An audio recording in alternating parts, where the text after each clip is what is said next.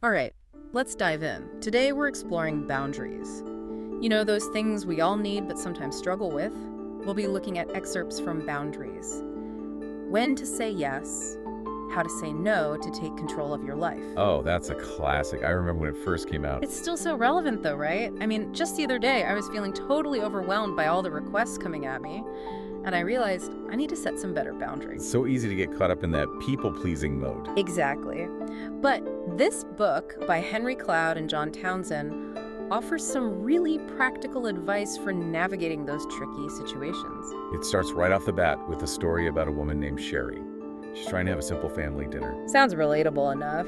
But it turns into this chaotic scene because she keeps getting interrupted by phone calls, neighbors dropping by, you name it. Oh, I've been there. It's like you can never just relax and enjoy the moment. And that's exactly the point the authors are making. If we don't have healthy boundaries, we end up feeling resentful, overwhelmed, and even taken advantage of. So, how do we even define boundaries? What are we talking about here?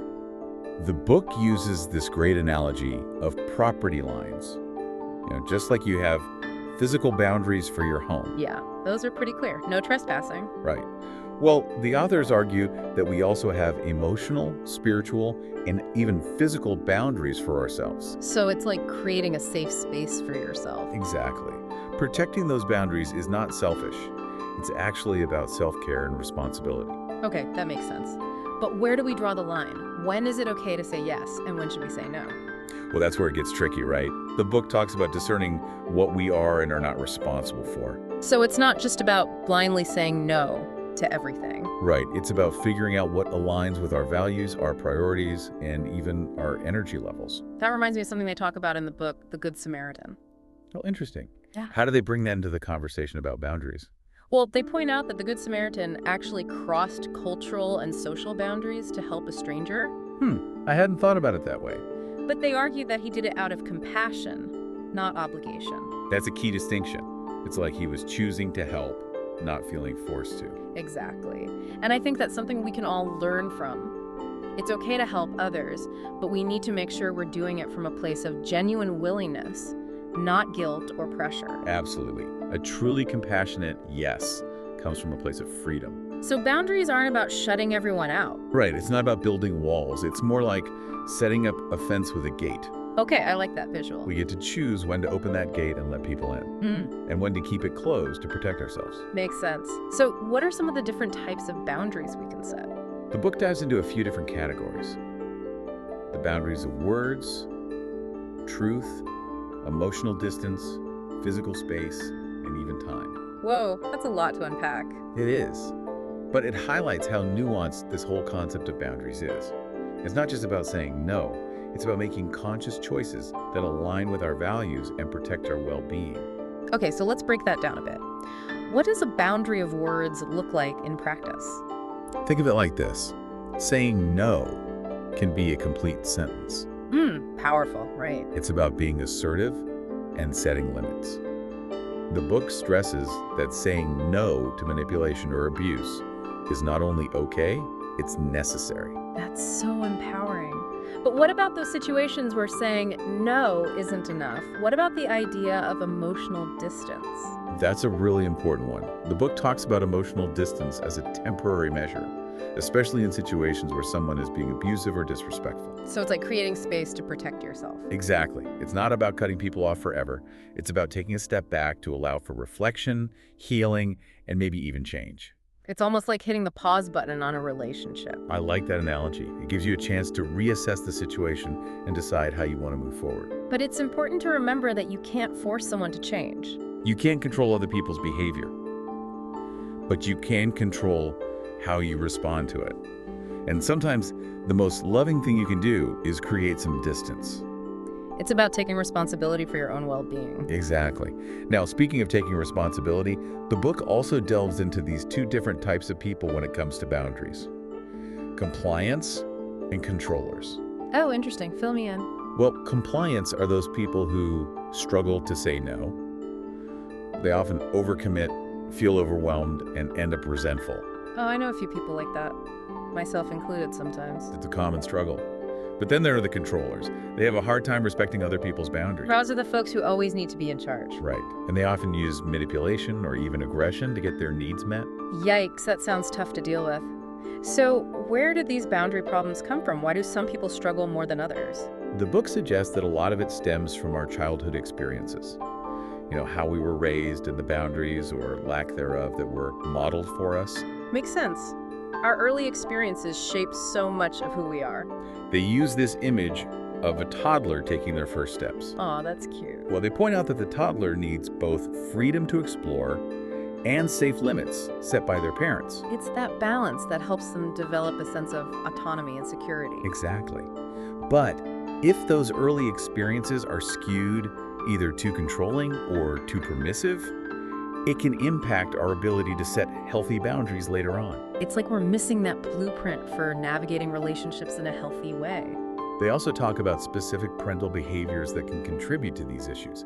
Things like parental withdrawal. What's that? Well, it's when a parent emotionally withdraws, when a child tries to assert their needs or express their feelings. No, that's heartbreaking. It's like the child learns that disagreement equals a loss of love. It's a tough lesson to learn, and it can make it really difficult for someone to feel comfortable setting boundaries later on in life. So it's not just about discipline. It's about creating a safe space for kids to express themselves and learn how to navigate relationships in a healthy way. Right. And they also talk about parental hostility, Yeah.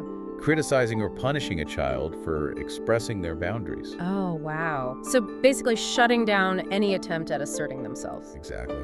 And then on the other end of the spectrum, there's the issue of inconsistent limits, where parents are either overindulgent or constantly rescuing their kids from consequences. Like they never learn to deal with the natural ups and downs of life. And that can make it really hard for them to take responsibility for their own actions and set healthy boundaries. Okay, so we've talked about the challenges, but the book also offers solutions, right? Oh yeah, it's not all doom and gloom. What are some of the strategies they suggest for developing healthier boundaries? Well, they introduce this concept of the 10 laws of boundaries. 10 laws, huh?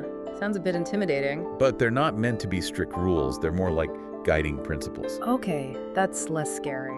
They offer a framework for understanding our responsibilities and limitations in relation to others. So it's about learning how to navigate relationships in a more balanced and healthy way. Right. And one of the laws that really stood out to me was the law of sowing and reaping. That sounds familiar. It's that classic principle that we reap what we sow. And in the context of boundaries, it means that shielding others from the consequences of their actions might actually hinder their growth. It's like enabling them, right? Preventing them from experiencing the discomfort that might lead to positive change. Exactly. We can't control other people's choices, but we can choose how we respond. And sometimes the most loving thing we can do is let them experience the natural consequences of their actions. Tough love, huh? Sometimes, yeah. And then there's the law of responsibility. That sounds important. What's that one all about? It really highlights the distinction between being responsible to someone and being responsible for them. Okay, I think I see where you're going with this. We can offer support, we can offer love, but we can't feel, think, or behave for someone else. It's about letting them live their own lives and make their own choices. Right. And that's actually more empowering for everyone involved. It prevents resentment and encourages personal growth. Okay, what other laws resonated with you? The law of power. It's a reminder that we have power over ourselves, but not over others. That's a good one. It's so easy to fall into the trap of trying to control people or situations.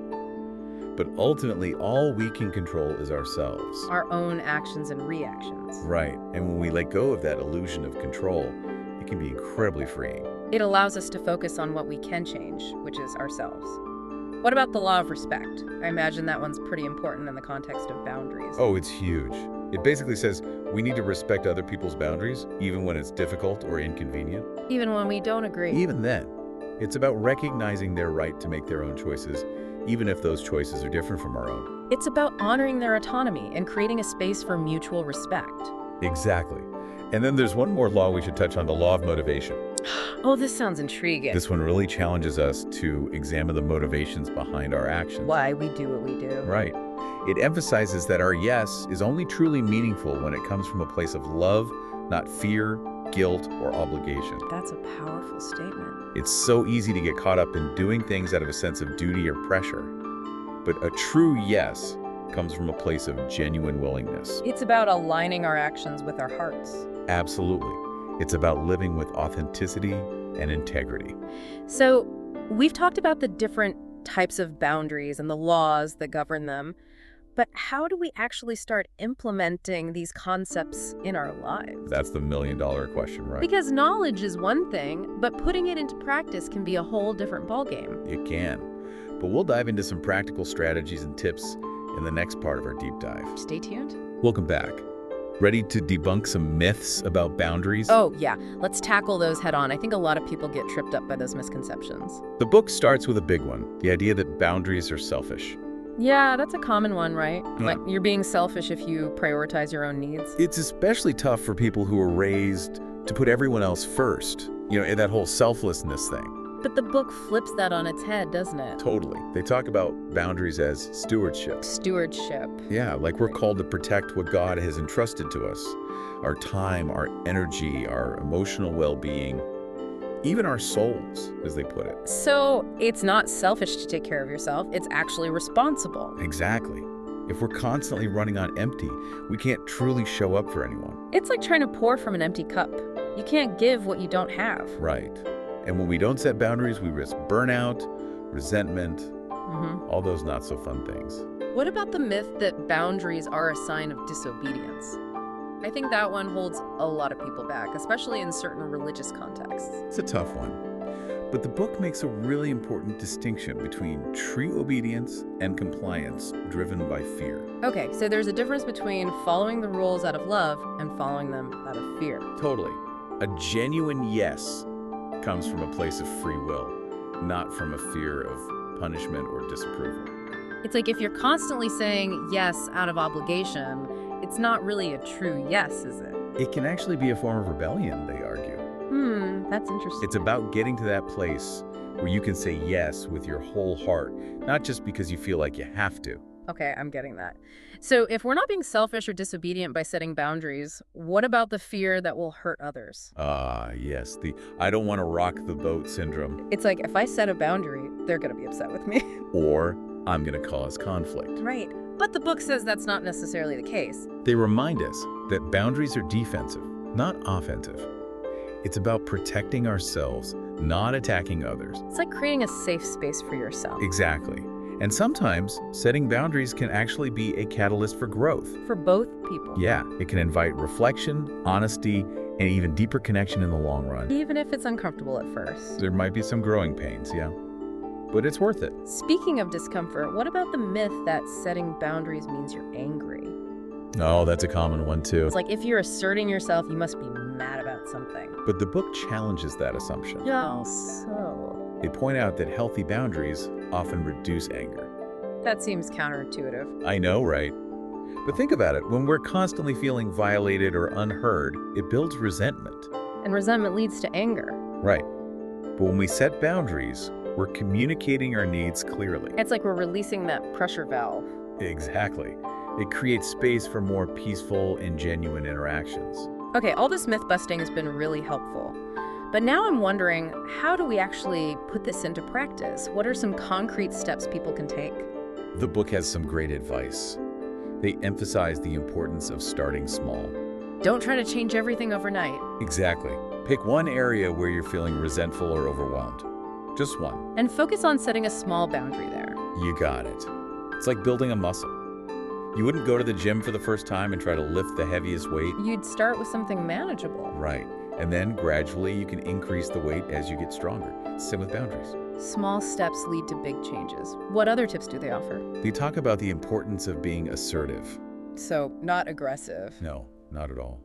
It's about communicating your needs and limits clearly and directly. Without apologizing or making excuses. Exactly. For example, instead of saying, "I'm sorry, I can't help you right now," you could say, "I am unable to take that on at the moment, but I appreciate you asking." Oh, I like that. It's firm but respectful. And it avoids getting caught up in that cycle of guilt and obligation. Any other practical advice? They talk about building a support system. Setting boundaries can be tough, especially at first. It's like you need a cheering section. Exactly. Having a trusted friend, a therapist, or a mentor can make a huge difference. Someone to remind you that you're not alone. Right. and to celebrate your wins along the way. I love that. So it's not just about setting boundaries with others. It's about having those healthy boundaries for ourselves, too. Oh, absolutely. Mm. We need to treat ourselves with the same kindness and respect that we offer to others. It's like that oxygen mask on the airplane analogy. You have to put your own mask on first before you can help anyone else. Perfect analogy. And the benefits of setting boundaries are so worth it. Tell me about those benefits. Sometimes we get so focused on the challenges that we forget about the good stuff. Right. Well, first and foremost, they talk about increased freedom and responsibility. When you set boundaries, you create space for yourself. You're no longer at the mercy of everyone else's demands. You get to make choices that align with your values. You become the author of your own story. Exactly.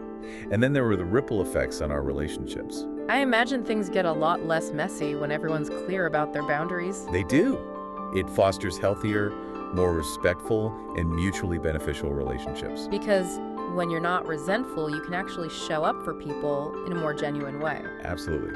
And the book also talks about the impact on our own self-respect and confidence. When you honor your own needs, you're sending a message to yourself that you're worthy of respect.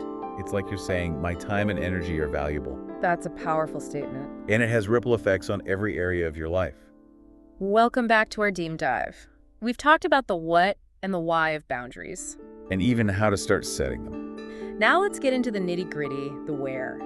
How do we apply these principles in specific areas of our lives? Like family, for instance. That can be a tough one. Oh, family dynamics can be so complex. Lots of history there, unspoken expectations, roles we fall into. It can be hard to break free from those patterns. It's like these are the people who know us best, and sometimes that makes it even harder to set those boundaries. Absolutely. But the book emphasizes this concept of differentiation. Differentiation. Yeah, like recognizing that we are separate individuals from our families. Even though we're connected, we're not extensions of them. We have our own thoughts, feelings, needs. It's like we can love them without becoming them. Exactly. But it starts with self-awareness. Noticing when you feel resentful or overwhelmed. Asking yourself, are these really my feelings, or am I taking on someone else's? It's like checking in with your internal compass. Right. And once you start recognizing those subtle boundary crossings, you can start communicating your needs. And that's where that assertiveness comes in. Being clear about what you're comfortable with and what you're not. Exactly. And sometimes it means setting consequences. Consequences, like with your family. It's not about being punitive. It's about letting people experience the natural repercussions of their actions. You know, if someone's constantly asking for money, despite your limits, you might have to distance yourself to protect your own financial well-being. That's tough, but sometimes necessary. It's about detaching with love. Detaching with love. I like that. It's about taking care of yourself so you can show up for others in a healthier way. Right. And the book also talks about triangulation. Triangulation. You know, when you get caught in the middle of a conflict between two other people. Oh yeah, like when your parents are fighting and they try to pull you into it. Exactly. Or siblings. It's a classic family dynamic. And it can be so draining, like you're trying to keep everyone happy but end up feeling totally stuck. The key is to refuse to be triangulated. You know, if someone's trying to pull you into a conflict, you can say, I'm not comfortable taking sides. You two need to work this out. It's about stepping back and letting them own their own issues. Right. It's not your responsibility to fix their problems. Okay, now let's talk about another area where boundaries are super important, the workplace. Oh yeah, work-life balance can be a real struggle. Especially these days. It's like we're always connected, always on. It can be hard to switch off. So how do we create those boundaries when work is constantly demanding our attention? Well, they talk about being clear about your work hours. You know, communicate your availability and then stick to it. Turn off those email notifications after a certain time. No work calls during dinner. It's about reclaiming your personal time. And learning to say no, which, let's be honest, can be tough in a work setting. Especially if you're worried about disappointing your boss or getting passed over for promotion. Right. But they suggest offering alternatives. Instead of just saying, I can't do that, you can say, I'm not able to take that on right now, but I could do it next week. Or maybe so-and-so could help with that. So you're acknowledging the request, but still holding firm to your boundaries. Exactly. And they also talk about setting boundaries around tasks. What does that mean? It's about being clear about your role and responsibilities and not taking on things that are outside your scope of work. It's also about delegating effectively. Not trying to be a superhero and do everything yourself. Right. Okay, last but not least, we need to talk about setting boundaries with ourselves. That inner critic. That can be a tough one to manage. It can be relentless, but it's so important to set those boundaries. It's about self-respect, self-care. So how do we do that? How do we tell that inner critic to back off? It starts with awareness, noticing those negative thoughts, challenging them, asking yourself, is this really true? Or is this just my old baggage talking? It's like putting that inner critic on trial. Exactly. And then it's about replacing those negative messages with more compassionate ones, focusing on your strengths, your accomplishments. It's about being your own best friend. Right. And we also need to set boundaries with ourselves around our behaviors. If we're struggling with unhealthy habits. Like overeating or staying up too late. Yeah. It's about recognizing those patterns and setting limits, creating structure, holding ourselves accountable. Just like we would for a friend. Exactly. Treat yourself with the same kindness and compassion you offer to others.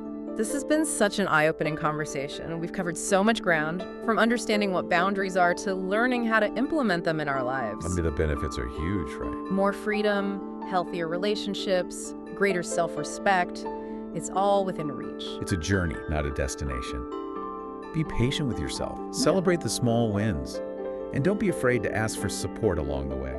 Wise words. And on that note, thanks for joining us on this deep dive into the world of boundaries. We'll see you next time.